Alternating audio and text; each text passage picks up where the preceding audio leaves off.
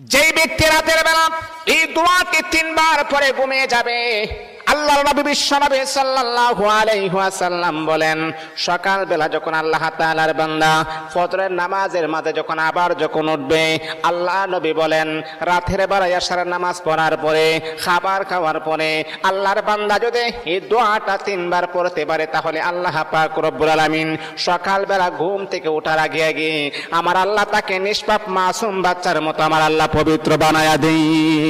দোয়াটা সবাই আমরা জানি, আমরা সবাই কিন্তু দোয়াটা জানি, কিন্তু আমরা আমল করি না। দোয়াটা হলো আস্তাগফিরুল্লাহাল্লাযী লা ইলাহা ইল্লা হুয়াল হাইয়ুল কাইয়্যুম ওয়া আতুবু ইলাইহি লা হাওলা ওয়ালা কুওয়াতা ইল্লা বিল্লাহিল আলিয়্যিল আযীম। 3 বার যদি আপনি পড়তে পারি, ইনশাআল্লাহ আল্লাহ পাক রব্বুল আলামিন আমার আপনার জীবনের সমস্ত গুনাহগুলোকে আমার আল্লাহ ক্ষমা করে দিবেন।